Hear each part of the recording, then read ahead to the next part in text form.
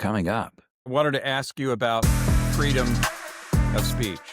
Born in Ukraine, refined in Russia, trained in TV, got zany with Zelenskyy before the person became the president.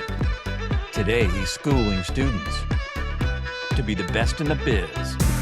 Meet Leonid Mazor. What I like about the United States, I believe in democracy. Exploring life's journey, one story at a time. This is TrailHeads with Jim Barrett. Welcome, Leonid Mazor. Thank you for joining me again for our second podcast. Thank you. It's so nice of you, just pay so much attention to my persona. Well, I'm so glad that you've carried on the legacy at GHS TV. Obviously, Frank Bluestein, your predecessor, was a very strong personality and did a lot to create the TV station in 1982. And you've come back really in two parts to further that tradition. What has that been like for you to follow in the footsteps of somebody with such a strong presence and to pick up the baton and run with it? To be honest, it was not easy at all. Coming from Russia, when I was a TV director and been directing the big shows, that involved the big crew and a lot of technical stuff, and just come for the studio with that small scale, it wasn't easy. It wasn't easy to adopt it, a lot of things. And you asked me in a previous interview how I feel to be a teacher. I never planned to be a teacher. I always want to do on the other side, and not to teach, because there is so many people saying, if you cannot do anything, you start teaching, That things just cross my mind all the time. So do I really cannot do anything? So now I need to do it. Plus, I was very young. I was my 40s, and I don't feel that I'm ready to share. But with all of this said, when I saw the studio, that was shock for me. Shock to understand that the high school, whoever is little or big, by the way, the Germantown High School is pretty big. It's about, back then it was mostly like 2,300 students. Right now it's a little bit less, but it's still a big school. But to see the real television station, because by the time when I came there was a first, I believe, the renovation of the studio. And speaking of Bluestein, who trusted me that I can actually run that and run with the students. Of course, it wasn't easy to adopt the situation, but it's happened, and I did this for several years before I left, and now I'm back, and I'm doing this again with more experience, with more knowledge, and with a different studio as well. You initially came to GHS as an advisor for the show Chess. I know he hired you for that. And then there was the Russian exchange that we did in 1995. And then it was after that you started the teaching job, right? That was not to speak for you. Yeah, that's right. That's right. My first experience, of course, with the Germantown High School and the department, special fine art department. That was the acting coach, for chess. But then the Russian exchange happened, and that's what kind of get us close with Bluestein and with the students as well. And actually with the studio, because I can see the equipment, I can see the approach, I can see the desire. That's what's very interesting for me. I still did not, back then, I still don't think about the teaching, but by that time when we came back from Russia, the man who actually ran the studio, his name was Paul Sloan, who then became to be a creative services director for the Fox 13, very knowledgeable gentleman. He ran the studio, but he was ready to move to another job. Actually, that was Fox 13.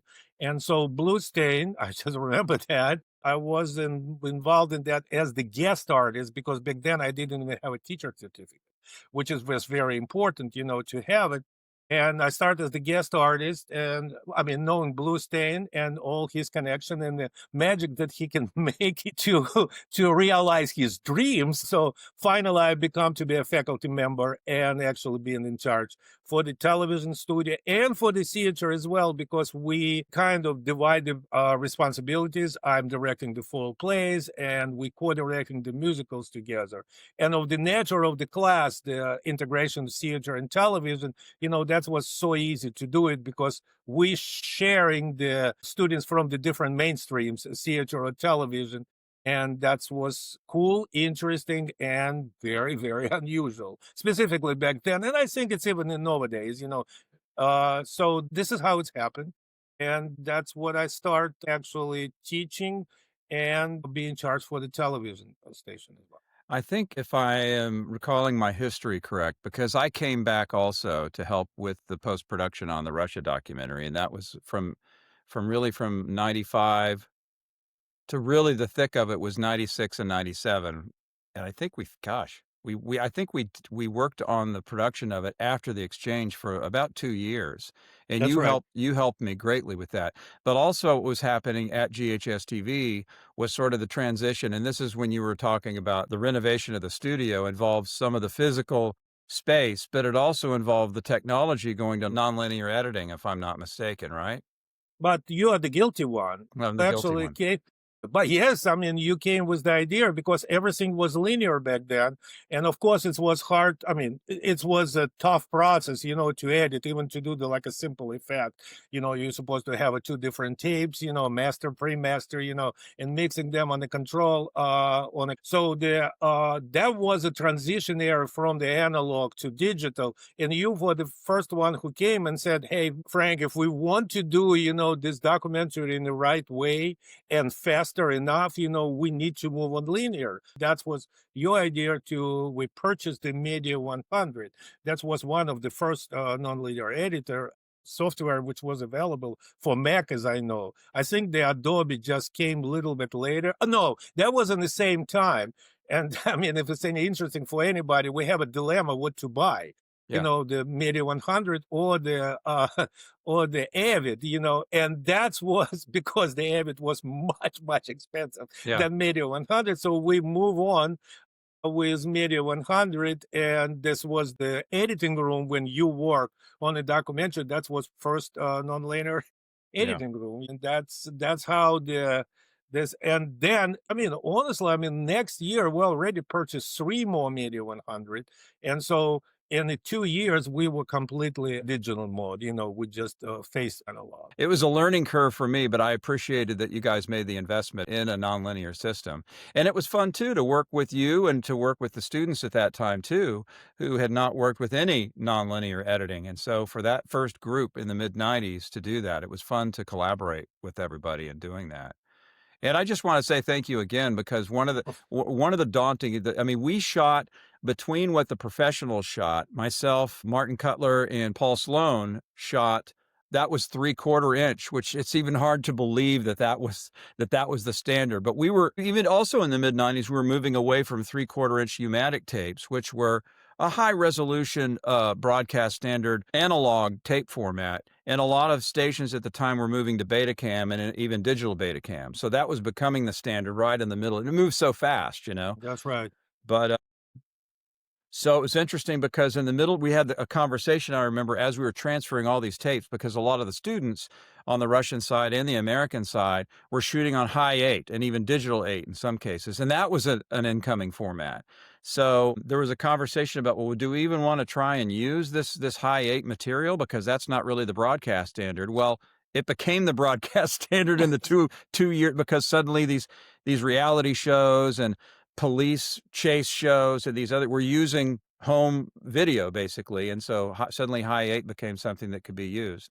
So anyway, so many moving parts. But you did such an amazing thing, because you didn't just translate the words that they were saying, the meaning behind the words. And you were really good at helping me to understand that as I was trying to produce this show. That wasn't easy things, but you thanking me. We just kind of playing basketball, just pass back to you. Your presence in the studio, the way you work, the way how the interview was staged in terms of the composition, lighting, and stuff like that. This really changed the way we actually started doing our own broadcast programs. That was the greatest things, because it's not only you actually started, and then Martin Cutler came and did the couple special shows for us. And he also brought some new approach of the way how to shot the B-roll, the way how to just set up the interview and lighting and stuff like that. And the students who working with them, they watching that.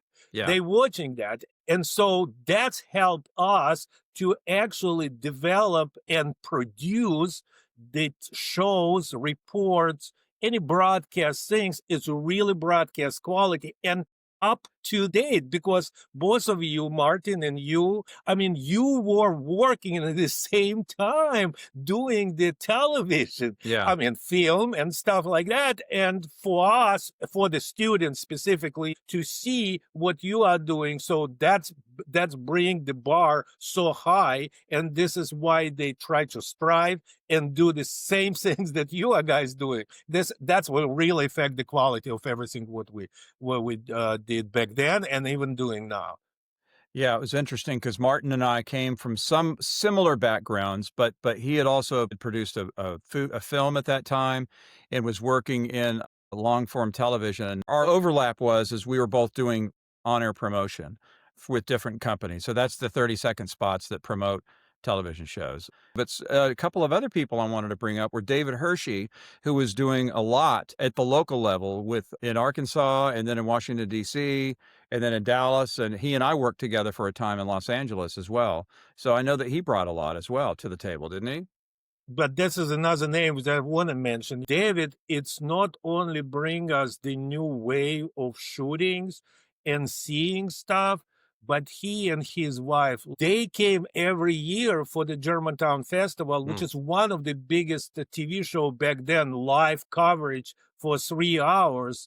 I mean, he came and helped us to write, to actually understand what does the report means and how the things is structured. For me, it was there also learning curve as well. I didn't come from the news portion of television. I came from the real television entertaining, Yeah. and for me, the things what he said to the students, the way how he showed them how to edit stuff, how to use the net sound, the right to choosing sound bites and stuff like that. That was a learning curve for me as well. And actually, I mean, it stick with me for a long time, and even for now, Yeah. even the things change. And David always was a great supporter of us, and he helped a lot. I really want to thank everyone who was involved with us, who still understand the way what the alma mater actually showing them. But it's not only about money, it's about the way how your interaction with the students and showing them your professional skills and put them somehow on your level as well. Right. That's Right. that's the very important things, and that's what make this program unique. Some people are quick to say, oh, I did this on my own. I didn't have any help, but I certainly had help. I had people who mentored me, Frank Bluestein, other people who I met in my career once I left Memphis, in Pittsburgh, and then in several jobs I had in Los Angeles. I was fortunate to have several mentors. So it's always wonderful when people can sort of get over themselves a little bit and learn while you're in the trenches. I appreciated that. And even another name, Molly Parnell, when we were in Russia, she was another person who came from a news background and was getting into the national level. And of course, Kimberly Heimer. I mean, that's another person, that's the person who actually taught me how to write, because she was involved in several elections night that we did. This is another big ordeal, for Yeah, Germantown. that's huge, the election night. Tell me more about Kimberly, because I know Kimberly, but I didn't know this part of her role with GHS TV. Talk about Kimberly. Well, it's very interesting because back then, even before when our great alumni came on board and taught there, I mean, Ted Horrell and Jeff Capps, there is several who came and actually taught and be a big part of the teaching staff and all of this. But election night, this is one of the biggest television show that we ever done. And this was a very complicated show. It started actually, I believe the first election night, what you guys did, I think it was 1985 or 84. I don't really remember. No, the first year exactly. we were there, 82, 83. We did election night. Yeah. That's right. And the way how Mr. Bluestein structured that TV show, that was very complicated. It's not only about bringing the result, televise the result on the screen. It's also involved the student politically. I mean, we have about 5 anchors for the different races, for presidential, gubernatorial, House, Senate. and especially local one, because back then we were municipal television, so people was interested in the local results. So Blue State organized what is called the poll exit workers who gathering the result, send them to the studio, tabulating them, and bring them on air at the time. And we were more close than any other television station in town who is actually giving the results. And of course, to kind of work with this machine, and actually work with the anchors to politically bring them up to the speed and understand what they're talking about. It's not easy when you're talking about the House or Senate or about even presidential. You need to be smart enough, and knowledgeable. So Kimberly took all of that, and with her character, which is very strong, she definitely inherited this from Blue State. It was interesting to work with, but she was so precise, so accurate, so organized, and it just kind of motivate the student and mobilize them, and they were so great on screen. So, all the success of our shows when Kimberly was there without, of course, for anybody, I can give the credits for anybody else, but for her, it definitely was about her. By the way, Rob Edwards, Bluestein mentioned him in his interview, also came, I think he was for couple election nights. He was anchor actually for the election night when he was a student. We have exclusive interview with Dick Cheney. Only us. No other channels, for some reason, Dick Cheney has his campaign, in Memphis, and somehow Bluestein managed to bring him to Germantown High School, and we interviewing him, and Rob actually interviewing him. Why did you choose to address students here at Germantown High School who aren't even, some of them aren't even old enough to vote? Why did you choose to come here? Some of them are old enough to vote or will soon be. I wanted to ask you, so the technology is a lot different now, the pace, a lot of things are different now than they were 40 years ago when I was a student there. But what are some of the universal truths that remain, that were in place, whether it's work ethic or the way things are done? What are some of the things that have endured, and what are the things that have changed dramatically in the 21st century compared to then? There is several things change a lot. The production class would happen organized, in I believe 85. I think that's what Frank mentioned about that, when the theater and TV just come, the students from theater and TV and come together in that production class. Unfortunately and fortunately, the things change a lot. First of all, we're not anymore the part of the Germantown school district, because after the merge of the Memphis City School and Shelby County schools, many suburban cities decide to have their own school districts. And for some reason, the Germantown was not a part of it. No, not a part of the Germantown school district. So we lost the status of the municipal television, first of all. Our demography changed very much, in school, and it was very diversified right now because, there's kids from the different areas of the city, start coming to Germantown. And of course, the philosophy of everything what happened after that, the sport become to be more understandable and more preferable area when the student can put their own skills in it. And the fine arts, somehow it did not become a Mickey Mouse, but it was not very understandable for many people. So we start losing kids, to just recruiting them for the program, what was existed before. About 3 years ago, we came to the resolution, that the two programs, the theater and television, has to be separated. So right now we have two classes. We have a theater class, a production class, which is mostly track the kids who want to do the theater per se. It doesn't really want to associate there as a technical part of the television. And now we have a television production class. That will let us develop the completely new program. We kind of reconsidered the curriculum for the television program. So our intra classes right now become to be more practical. When you took the first mass communication class, which has become to be then intro to the film class, that was the theoretical class, which is actually giving you understanding less of television, more of film itself, the history, all of this kind of college aspect stuff. This class has a different transformations. It depends who's teaching the class. And at some point, that class become to be a film appreciation class. Mostly completely lost the television venue of that. So we restructured that, and now we have a very strong 4 years pass for the students who want to be with us on television. So the intro to the film, to the TV and the film class, it's actually more getting the little of theory and history, and less practical stuff. So we prepare them for the basic things on television, what the camera means, how to do this, the shot compositions, the basic of the editing, and some theory of the news broadcast journalism. So then we're offering this for the freshmen, for the first year freshmen. And those classes are big. We have about five classes, which is overall has about 120, 150 kids. The next level now, it's a advanced class. We call this advanced film 2. We're still using the word film because I like this so much, because I'm part of the film production. I kind of like that. So I don't want to really change for television yet. I want to keep that venue of film. So the next class is very, very practical. It's project-oriented class when the students actually mocking the things what we're doing now in television station.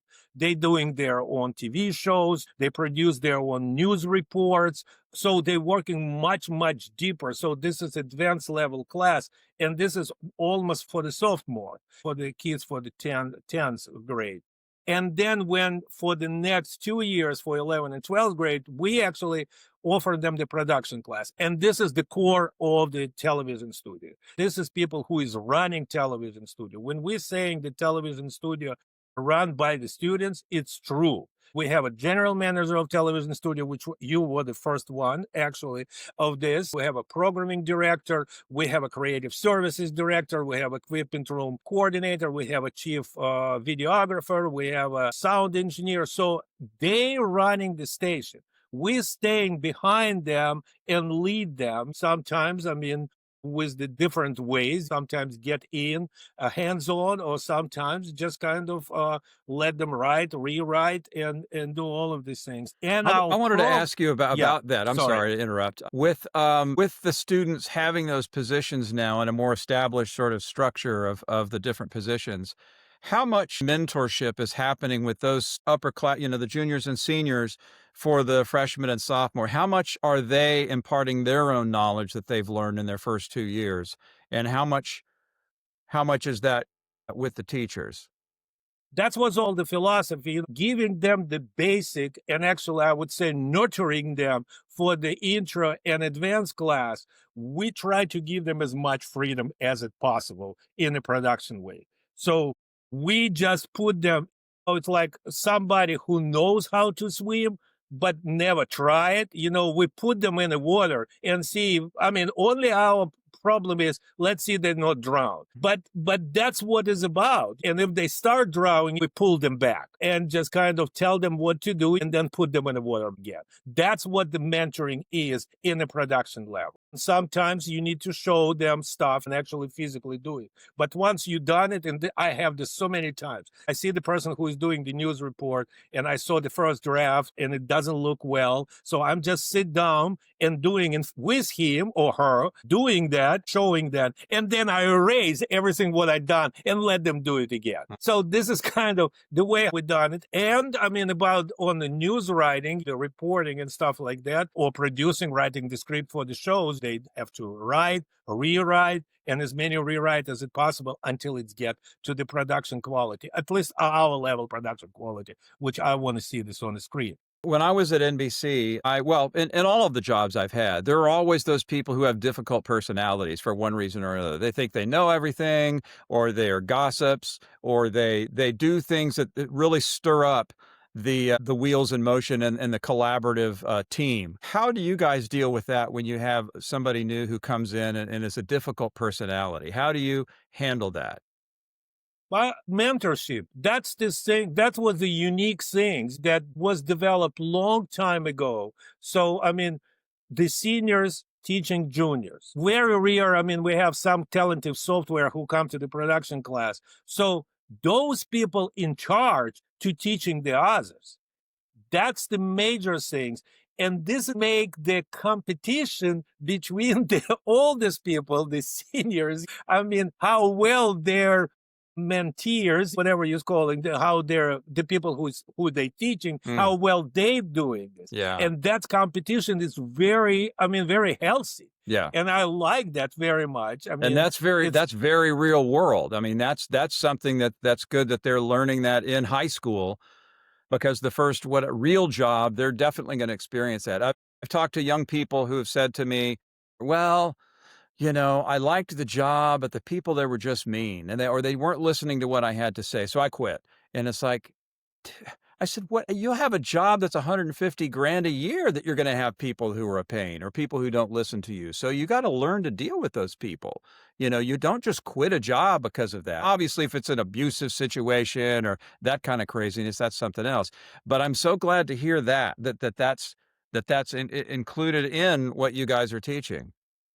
Yeah, but I know what you're saying, and we experienced this as well. With the new generation, especially I mean, that's what I noticed for a couple years. Yes, I mean, when they see the obstacle, I'm talking about students, when see the obstacles, instead of try to figure out and resolve, they just turn around or give up. Yeah. This is the things what I'm not let them do. Good. Yes, and sometimes I'm a very strong personality. Sorry to admit that. Whoever listening us right now will probably remember the key was flying around the studios and the very abusive tone of voice. Thanks for Mallory Kenny, who is working with me. She's always defend me because the Russian accent sound very rude. That's why. But you are not rude. I'm not rude. Yeah. I want to be passionate, and I want them to be passionate. Do you understand what I'm saying? Yes.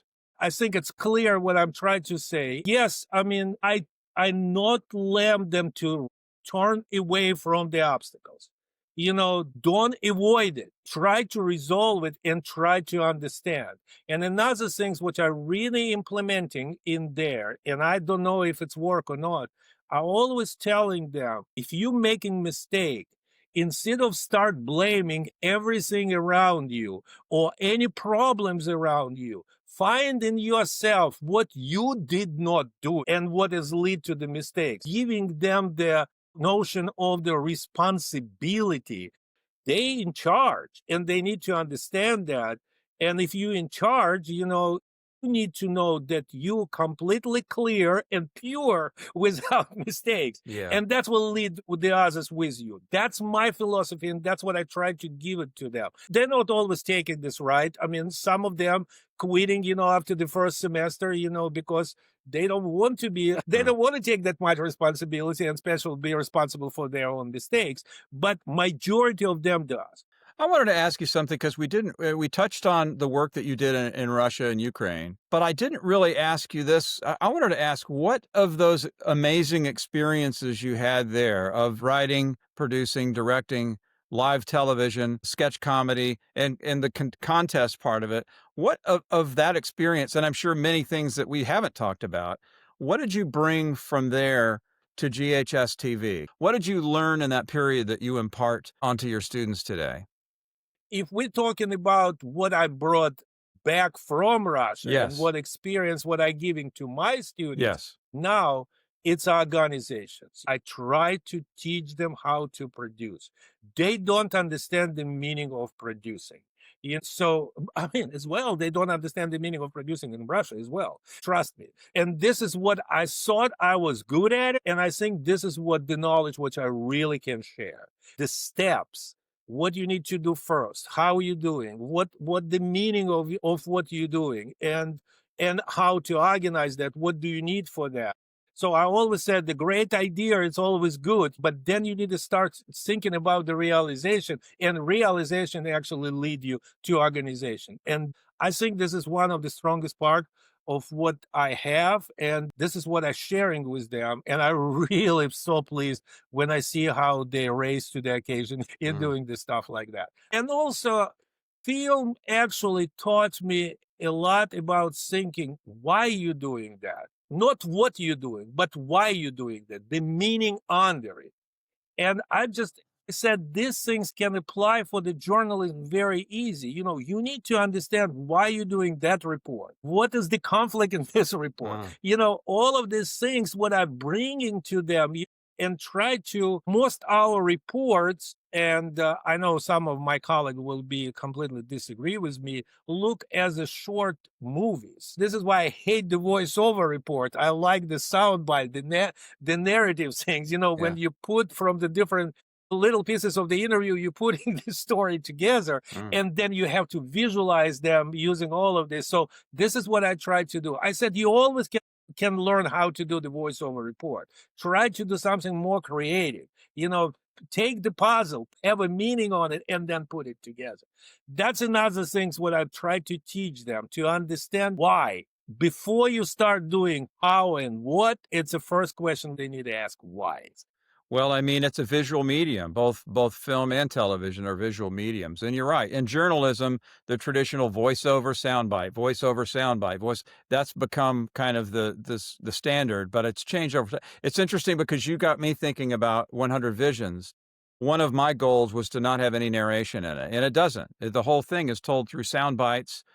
And cards. It's almost all sound bites, though. There's no narration. There's no setup. So that was one of my goals, and that goes way back to a film that we watched way back in Bluestein's class called "When Hair Came to Memphis." It was an award-winning documentary about when the musical Hair came to Memphis, and it was produced by a famous Memphis graduate who went on Yellen. I can't think. Do you know this?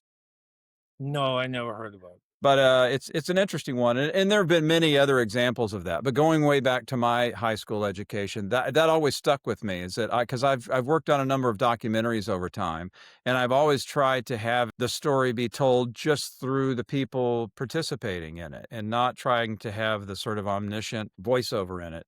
Interestingly, in my promo career, was very much driven by voiceover talent, but even that's changed from the kinds of promos I was doing in the 90s and even early 2000s. Now the goal is to try and have the promos speak for themselves too. That's very kind of movie theater trailers, where before you had sort of the voice of God is in a world where this happens and then and they must do that, and and you still hear those voices too. But a lot of times, the most powerful movie trailers and promos that you see are the ones that don't use the narration. So it really forces you, like you're saying, I think, is to have your story speak for itself without having to necessarily have that copy be your crutch of storytelling. Am I getting that from what you're saying? Yeah, absolutely. I mean, that's what we would call this the documentary style. So most of those things is just a short documentary. Unfortunately, the standards, as you mentioned before, it's a voiceover, soundbite, and stuff like that. We've been judged by that when we're entering our stuff to the different contests. But you know what? I mean, I just thought, again, I already said that. I mean, for me, it's more interesting to do it. This is another whole deal about the philosophy in the studio, probably right now. And I think it was back then. I would like to give them what I like in a way, because I always strive to do something new, as well as Bluestein did this before. He never afraid of the challenge, and I'm not afraid of the challenge neither. We have over 300 awards, including about, I believe it's 18 times we were named as the National Overall Excellence. Congratulations. Educational station. That's wonderful. Congratulations. Yeah, and but I'm teaching them those plaques on the wall means nothing until you're putting your blood and sweat in it. And some of them understand, and some of them not really for the award. Going back a little bit, what was it? Yes. So when you went back to Russia, what was it that brought you back to GHS TV? That's the question, which is, I mean, I don't think so. I mean, the answer, I don't think so everybody will like it. I would never leave Russia, probably, if the war wouldn't happen in Ukraine, if the things would not drastically go down in terms of the freedom in Russia, if I'm not be opposed to everything what Putin and his government doing there, I will probably still there and still doing movies. And I mean, I don't know what I will become to. I never know that. I felt the vacuum around me. It's like the air get out. I felt the emptiness, and I felt, I mean, there's some danger. Thanks for Allison Rogers Long, who's running the department now. She's the director of the CAPA Creative Performing Arts program and the chief of the department. Back then, the person who was on my place ran the studio very successfully, Ted Beasley. He's a great guy. He got another job out of state. So Allison called me and said, what do you think to come back? I said, I'm thinking to come back, but what the heck I'm going to do? She said, come back. I mean, you have plenty to do here. And I step in on the same office, sit at the same desk with the same pictures around, and start doing what I've been doing 10 years before. Which means it was not a desire to come back. It was not. I'm sad and I'm glad for the circumstances what brought me back.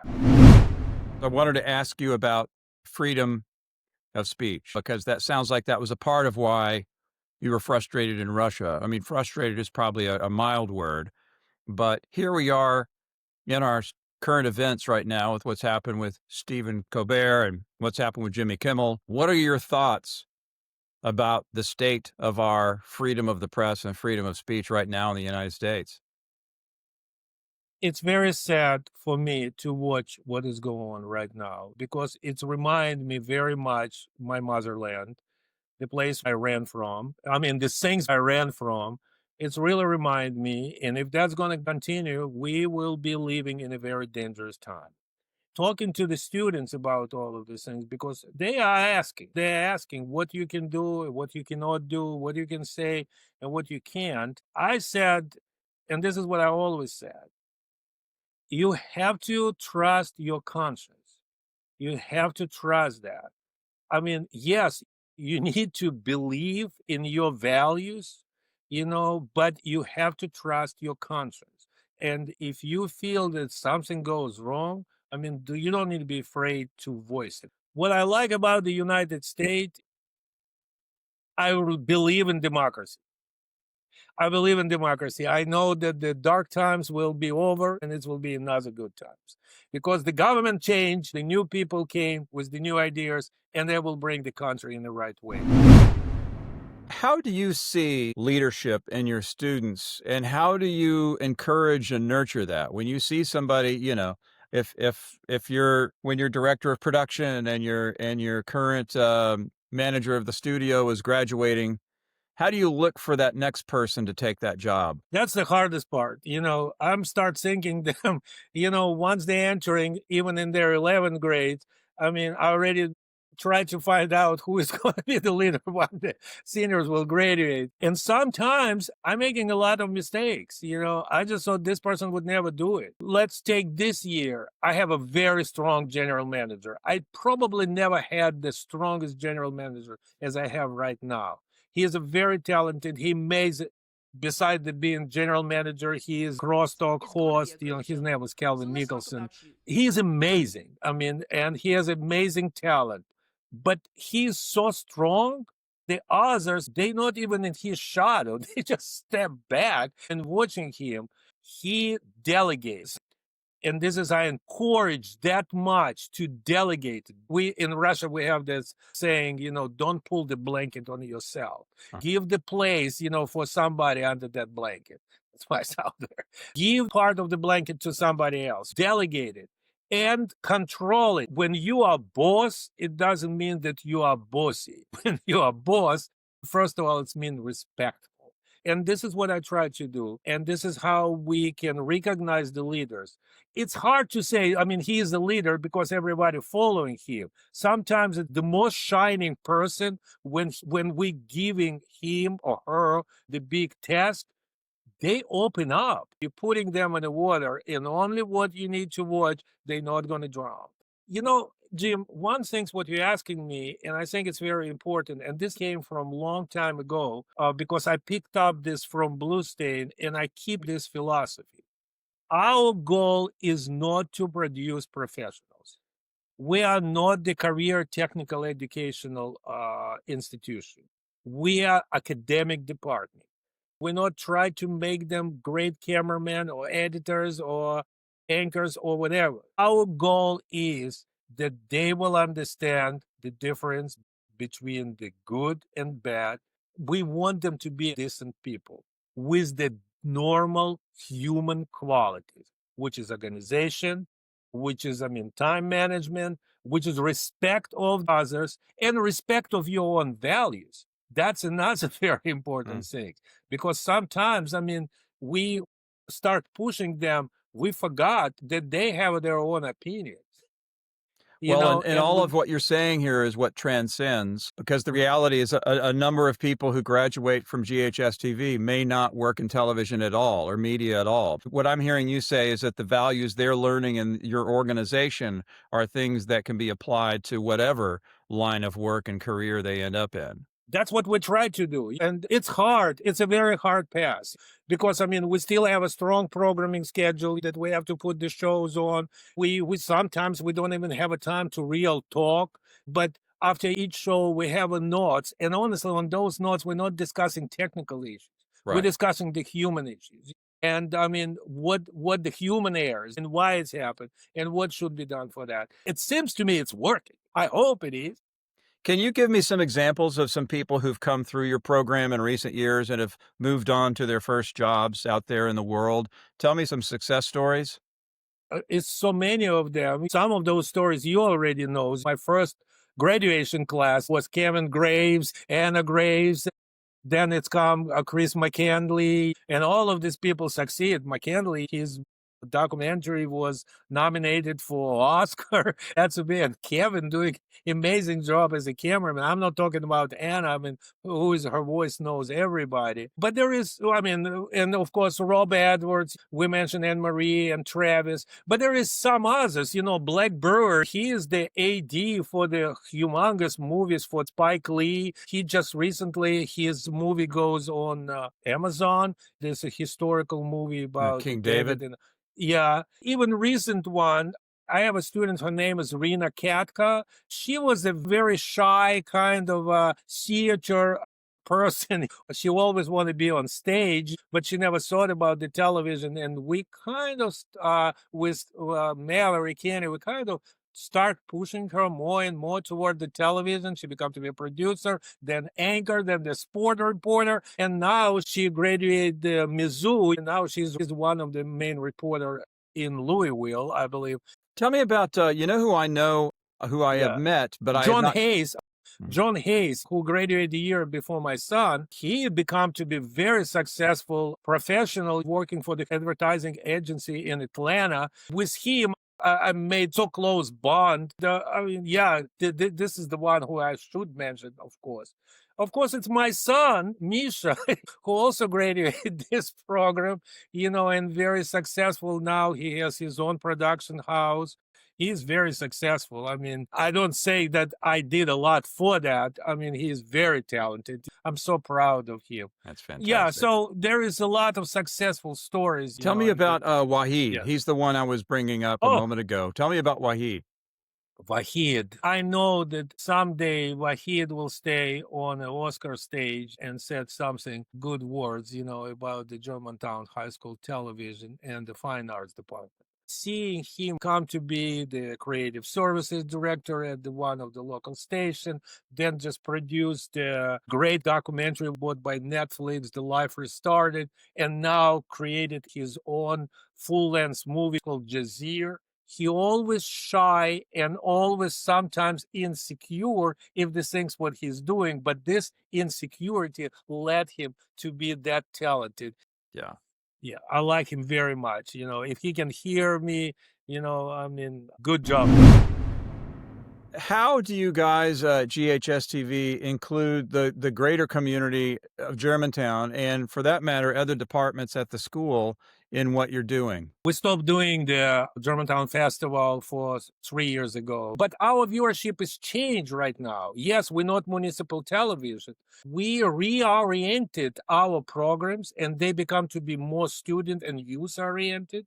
We want to do more broader show, which is actually, it's called GHS Insider, which is actually it's a kind of like a news magazine show, which is more broad, more interesting, covering different topics and stuff. We completely take our oldest television show, Crosstalk, which is usually it's a show which is covered the profile of the important people in Memphis, or the programs or unique stuff what happened in Memphis. Right now, we turn this into the podcast, which is actually involved beside the guest what we brought, which is actually all the topic of the show related to the youth. And we also, beside the guest on the show, we have a student panel discussion. We call this group chat. When they discussing actually what they heard on the previous things. Of course, because of the interest in sport in Germantown, we developed the sport shows. We have two right now. One of them is called Red Devil Post Game, which is actually came as the idea from the students. And we now developed the show, which is cover all the sports in Germantown. It's become to be mostly like ESPN show. And we also have a show which is called the Red Zone. It's kind of the things what you guys did, the coaches corner, when we bring the coaches and discuss the games, but this is full of the videos, interviews and stuff like that. In other things, all our show, if we used to do the show live on tape, there is no more live on tape. All our show is live. That's the hardest thing to do, but all our shows is live. And the quality of the shows is so good that the local channels in Memphis interested on it. And so they taking our shows, and broadcast them on Channel 17 in Memphis. So we still be somehow the public access as well. But of course, the responsibility, because we are a web channel, the responsibility is very high now because the world can see us. So we try to produce the good qualities. We're still doing the election night, which is now still be 2-hour shows. I mean, we're doing the live broadcast of the football and the basketball every Friday. Our schedule is so full that the things what we are doing, and sometimes the people said, there is some television station like this in California or somewhere else. I mean, and they doing the great job over there. But when I see their programming and ours, we're broadcasting 24/7. Wow. And this is 24/7, 90% of them. This is our work. That's every amazing. freaking week. We are kind of trying to make a model of the real television, not just a TV station, but as a network. That's why the responsibility of the kids, their year-long position, as we mentioned before, become to be so important. You can imagine how big the role of the programming director, who has to carrying this every week, and make sure that everything goes on air, as well as the general manager to organize everything, and the producers and all the other people. What And we about changed. I'm sorry, I was going to ask you, what about Yeah. social media? Has that played a role in the last 15 years or so? Yeah, big time. All our shows on YouTube. That's important. All our live broadcasts, we're doing this in all three of these social media accessible things like YouTube, Facebook, X, and Instagram. They're all there. We're also giving the students possibility, to do the the Mickey Mouse things, that's what I call the TikTok. Beside of all of this, we're also doing the film festivals. We involve the professionals, who's working with the students, and we're doing this, which is called the Red Eye Festival. Then in 24 hours, the students are supposed to put together, write it, produce it, and shoot it, and edit it. The short films, we're doing those festivals as well. Wow. So we fool. I could see where a new student would be, on the one hand, very excited about everything going on, but probably a little bit overwhelmed too. How do you introduce a new student who's in the first class? How do you take me through sort of a day or a first week in the life of a new student? What are your goals for them? Because I'm on that little TV screen, it doesn't mean anything. I have a strong staff with me. It's not behind me. It's not under me. It's with me. it's Mallory Kenny, it's Hope Henniger, it's Michael Wheeler. Of course, it's our alumni, Bobby Ramsey, who is our video engineer, who is the magician. And of course, on the top of everything, it's Allison Long. I have a very strong staff. And that staff, they prepared the students on their intro and advanced classes. So when the students come to the production class, it's easy for them to adopt it. Plus, one thing, I know what you want me to say, but I don't know how to say it. Before they even get to the production class, we're offering summer intern, which is actually, it's a kind of like a bridge between the theoretical and practical classes in the classroom and the TV studio. So the students who want to be and will be with us for their junior and senior years, we're offering them this 8 weeks of internship, which we're paying them to learn what they're doing. So which means I don't need to talk to them in the first day, because everything already said during the 8 weeks of summer. Everything's what's said for them in there, because when they're in advancing class and we're pulling one by one and speaking with them what they want to do, why they go to the production class, what the accolades and what is the pluses and what the minuses, and they need to be prepared of that. They need to sacrifice a lot. They need to sacrifice their, this is so hard for them to have an outside job because, we're doing a lot of stuff after school. They need to sacrifice some weekends.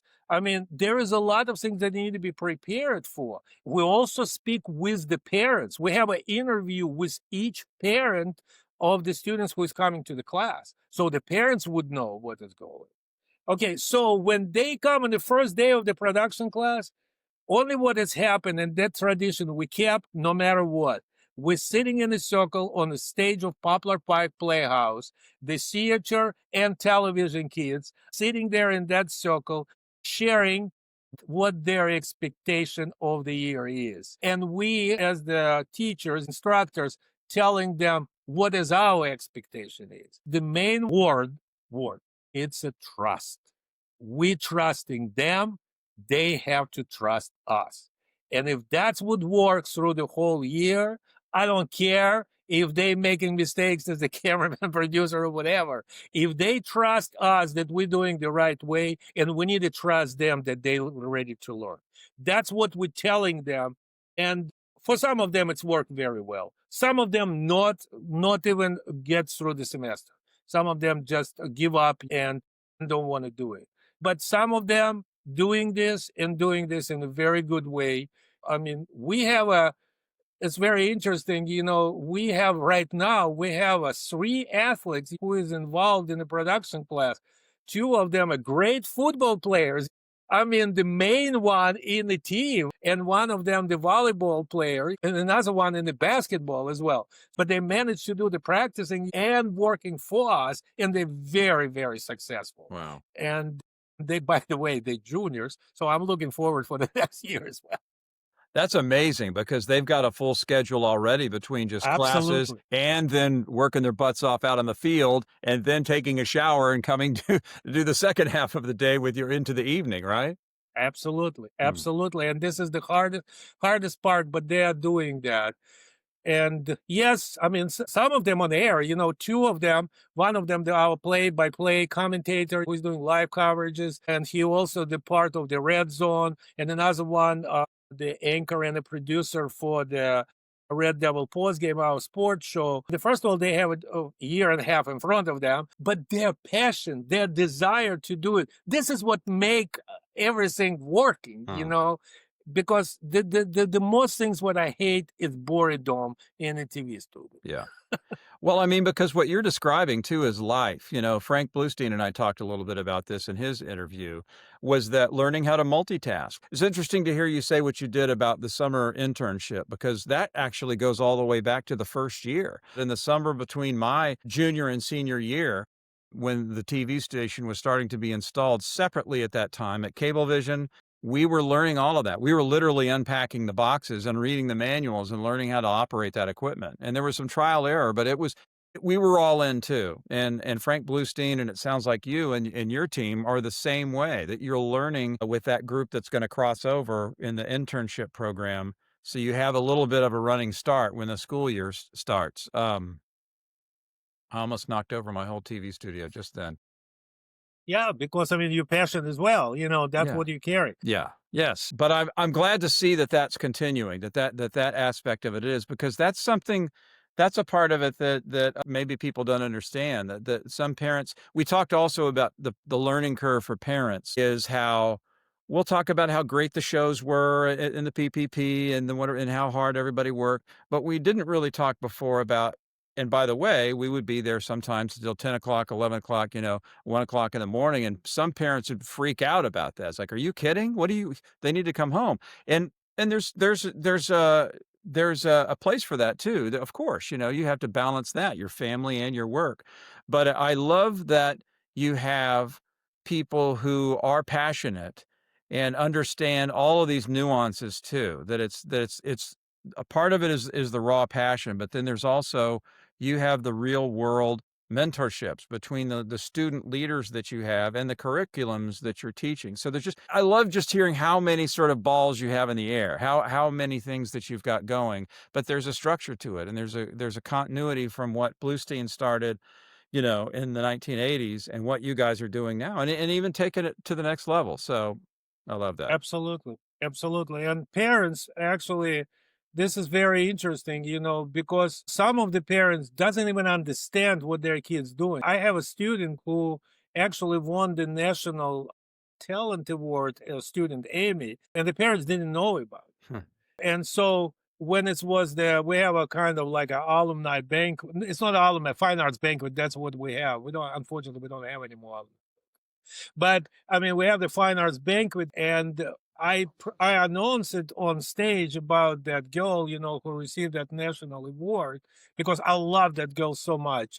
She didn't go to the television. She's now one of the big managers at Amazon.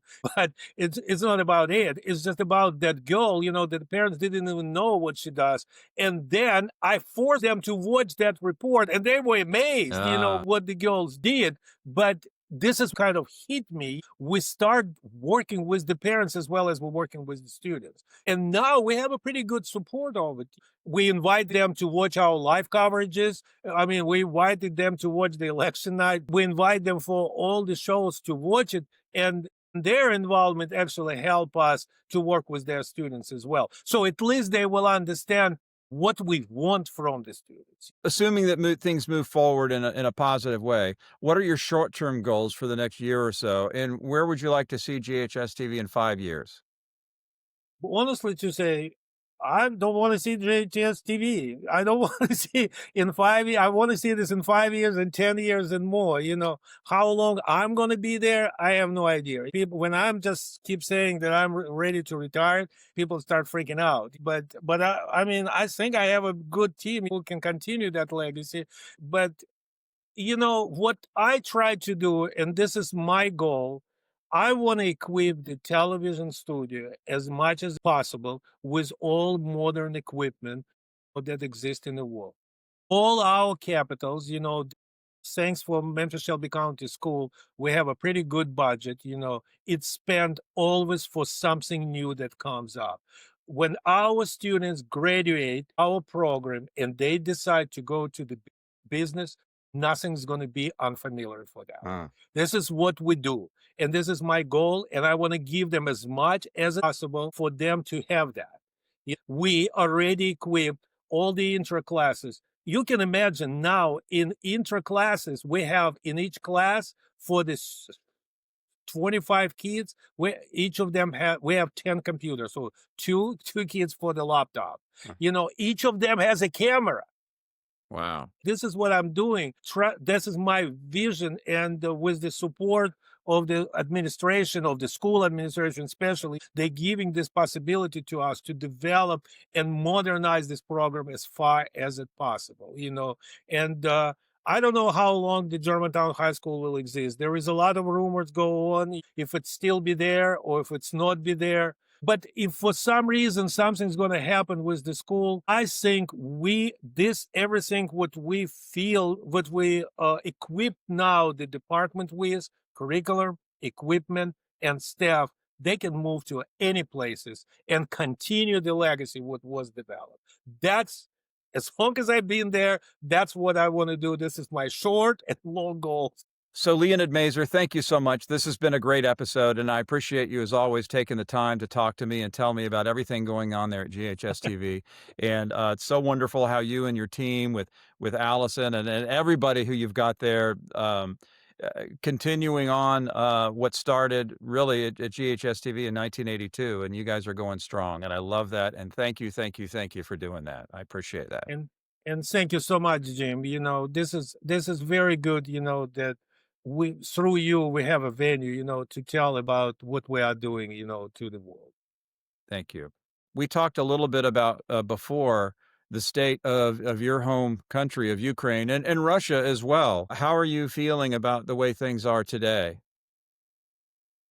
Well, if you want to ask me if the war will be over soon, I would tell you no, unfortunately. If you will ask me how much damage we're gonna be made until it will be over, I will tell you a lot. Unfortunately, the support of Europe as well as the United States now it's very questionable. It's a lot of talks, but less deeds. And now with the new governments in Europe, who is now more pro-Russians than pro-peace, I mean, this things is getting worse and worse. I was hope that the influence on everything from the United States, besides all the other issues what is there, should help to bring the Europe and the States to help Ukraine to resist. But it's a very hard situation right now. Many people losing hope in Ukraine. The spirit of patriotism and independence and belief in victory, it's still there, but it's exhausting. It's exhausting. It's dangerous. Life missing. The family destroyed.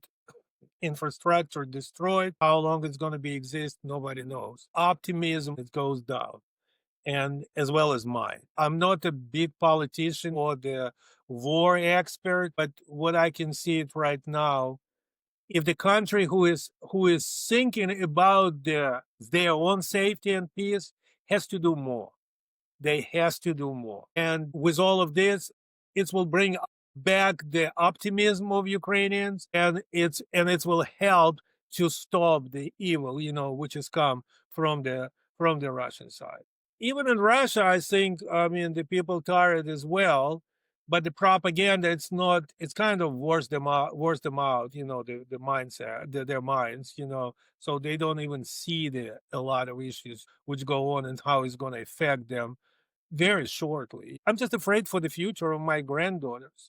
This is what I'm afraid of. The war will be over. It's going to happen. But the damage what's made right now, it will take so much time to heal those wounds. Well, how are your friends, the friends over there that you stay in touch with? How is their spirit? Or is what you said pretty reflective of what they think? Well, the good things about my friends who is there in Ukraine, they're not losing their optimism. They still be very energetic. Most of them, it's my age or maybe a little bit younger. So obvious. Some of them who I work with, the authors, well, I'm writing the full-length movie script right now about it's about love during the war. Let's put it this way. And my two authors, they on the trenches. Wow. They're on the trenches, but they working on it because they know how this movie will be important for them. The others, they're big volunteers. They're just putting a lot of money. Some of them pretty wealthy people. They're putting a lot of money, making a lot of donations and stuff like that. Very, very active on this. But so I don't know. When I'm talking to them, when I talked to them 3 years ago, and I'm talking to them right now, there is not that much optimism anymore, which just makes me so sad. And I know I want to help them, and I'm doing this, in a way how I can. I'm making all the big donations because there is a lot of people, who are living in the different countries, they have different funds, and I kind of tribute to that. But this is just a small talking, what I can do. And I always feel that I'm not doing enough. But I mean, if everybody will do what I'm doing and will still think about that, that will help the people over there. Wonderful. Well, thank you. I hope your friends are. I hope they get through this okay. And I love hearing that you have these projects going on with them. In the meantime, that's fantastic. Thank you, Jim. Thank you very Okay, much. thank you.